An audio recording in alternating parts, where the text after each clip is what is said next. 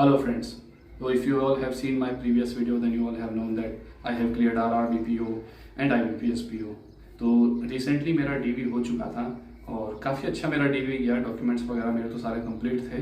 बाकी मेरे पास काफ़ी सारे ऐसे डाउट्स वगैरह आए थे, कुछ के पास डॉक्यूमेंट नहीं अरेंज हो पा रहे थे। देखिए फैक्ट बात है, कभी कभी ऐसी सिचुएशन हो जाती है कि हमारे पास कोई डॉक्यूमेंट नहीं अरेंज हो पाता है, कभी कभी सारे डॉक्यूमेंट अरेंज होते हैं। तो इस वीडियो का टॉपिक यही है कि ऐसे कौन से डॉक्यूमेंट हैं, तो देखिए आपको चाहिए ही चाहिए ऐसे कौन से डॉक्यूमेंट हैं जो मान लीजिए फ्यूचर में चाहिए होंगे, अभी ऐसा जो है आपका उतना नहीं अरेंज हो पा रहा है तो एडजस्ट हो जाएगा। और कुछ ऐसे डॉक्यूमेंट है जो उसमें मेंशन थे बट अगर आप नहीं भी ले जाएंगे तो भी चलेगा। तो सबसे पहले बात करते हैं जो आपको मैंडेटरी है, वो है आपका केवाईसी करने के लिए आधार कार्ड और पैन कार्ड। आधार पैन आपको ज़रूरी है, प्लस इसके अलावा कि आधार में जो आपका नंबर होगा वो आपको पता होना चाहिए, या तो आपका नंबर हो या फैमिली में से किसी का नंबर हो, क्योंकि उस पर OTP जाएगा। तो इस चीज़ को आप मेक श्योर कीजिएगा कि वो नंबर आपके जो है मेमोरी में हो, वो आपको पता हो आधार कार्ड का। सेकंड, आप IBPS का जो है क्लियर करे हैं तो उसका एप्लीकेशन फॉर्म जो स्टार्टिंग में आपने भरा था वो भी आपको चाहिए होगा, ये मैंडेटरी चीज़ है।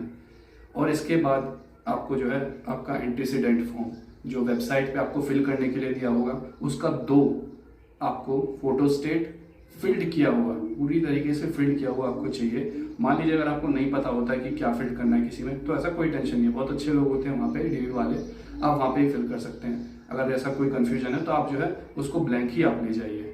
और 2 आपका जो है रिक्रूटमेंट फॉर्म होगा जो वेबसाइट से ही आपने डाउनलोड किया होगा, वो भी ड्यूली फिल होना चाहिए। अगर नहीं होता है ऐसा कोई आपको जानकारी किसमें क्या फिल करना है, तो वो भी आप जो है वो स्पेस ब्लैंक ले जा सकते हैं।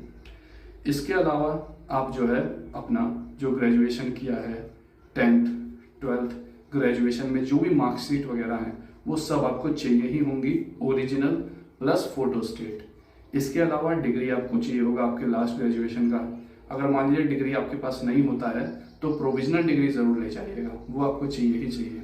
और इसके अलावा आपके पास आपका कास्ट सर्टिफिकेट, अगर अनरिजर्व कैटेगरी में तो ऐसा कोई दिक्कत नहीं है, बट आपको आपका OBC का, अगर आप OBC कैटेगरी में है, SC ST या फिर अगर आपने EWS से अप्लाई किया था तो उसका सर्टिफिकेट आपके पास होना ही चाहिए। और एक चीज़ मेक श्योर कीजिएगा, क्यों मैंने अपने टाइम पे जो मेरा DV हो रहा था उसमें काफ़ी ऐसे कन्फ्यूजन भी आए थे, और साथ के साथ DV के टाइम पे बहुत लोग या तो फाइनेंशियल 25-26 का ले गए थे, या फिर कई लोगों के पास वो थे ही नहीं।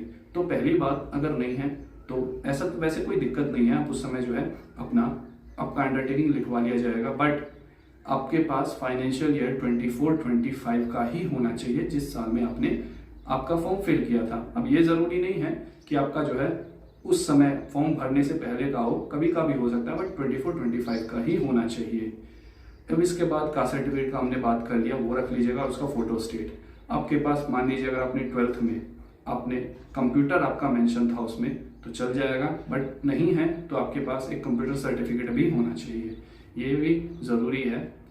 आपका कंप्यूटर सर्टिफिकेट और उसका एक फ़ोटो स्टेट आप करवा लीजिएगा।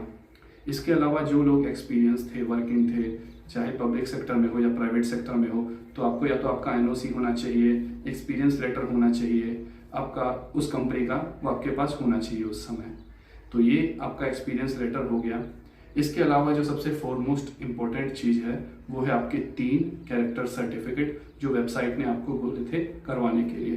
पहला तो आपका गजट ऑफिसर से होगा, वो किसी से भी हो सकता है। दूसरा आपका जो लास्ट आपने जिस कॉलेज से किया है उस कॉलेज का ले लीजिएगा। अब ऐसे काफ़ी कन्फ्यूजन होते हैं कि कितने टाइम ड्यूरेशन का होना चाहिए, हमारे पास 2-2 साल 3-3 साल का, तो ऐसा कोई चक्कर नहीं है।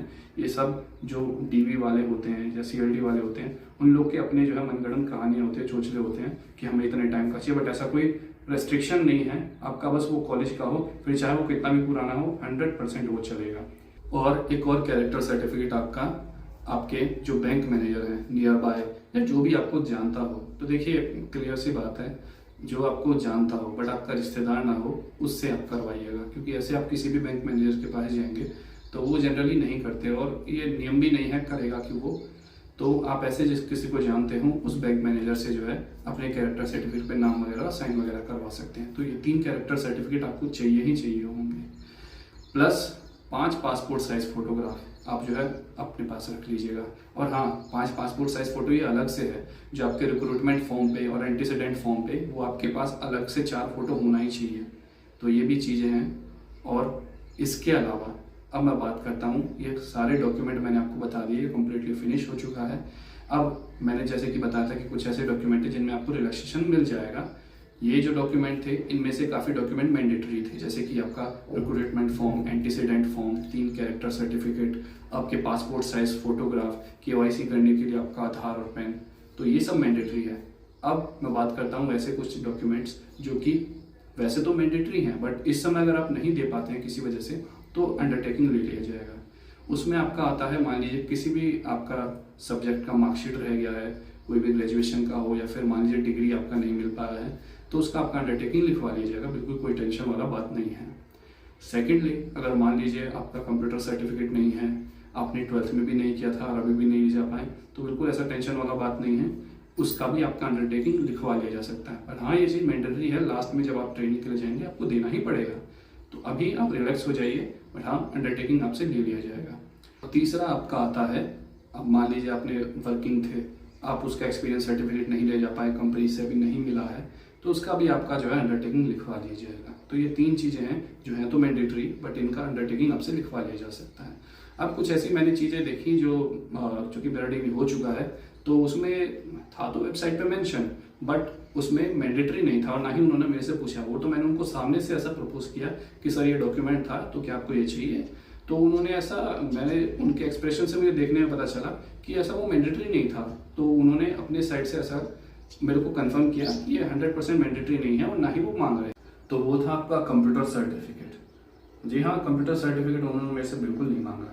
बट मुझे क्या लगता है, देखिए मैं आपको बताता हूँ। तो जब मेरा इंटरव्यू हो रहा था, तो उस समय वो मेरे से मांगा गया था कंप्यूटर सर्टिफिकेट। हालांकि उस समय मेरा अंडरटेकिंग लिखवा लिया गया था, बट इस समय पता नहीं क्यों डिग्री के टाइम मेरे से बिल्कुल नहीं मांगा गया कंप्यूटर सर्टिफिकेट। लास्ट में जब लास्ट का फाइनल स्कैनिंग का प्रोसेस था, तो उस दौरान मैंने उनको अपने साइड से प्रपोज किया कि सर इसमें कंप्यूटर सर्टिफिकेट था, तो आपको क्या नहीं चाहिए होगा? तो मुझे वो मतलब थोड़ा सा ऐसा घबराया, जैसे कि शायद उनको नहीं चाहिए, ऐसे ही मतलब चलो हाँ फॉर्मेलिटी के लिए उन्होंने मेरे से मांग लिया और उसका फोटो क्लिक कर लिया। मुझे नहीं लगता ऐसा जो है उस समय उनको ज़रूरत था, और शायद उन्होंने ही किसी से मांगा होगा कंप्यूटर सर्टिफिकेट का। तो बस हाँ, केवल एक ही डॉक्यूमेंट था कंप्यूटर सर्टिफिकेट, जो मुझे लगता है कि शायद उतना ज़्यादा इम्पोर्टेंट नहीं है। बाकी अगर आपके पास है तो ज़रूर रख लीजिएगा, नहीं है तो टेंशन मत लीजिएगा किसी भी चीज़ का। तो डीवी में ऐसा कोई टेंशन लेने वाला बात नहीं, आप आराम से जाइए। कोई भी ऐसा क्वेश्चन होता है, कोई डाउट होता है, तो आप कमेंट सेक्शन में पूछ सकते हैं, बिल्कुल टेंशन फ्री होकर। Thank you.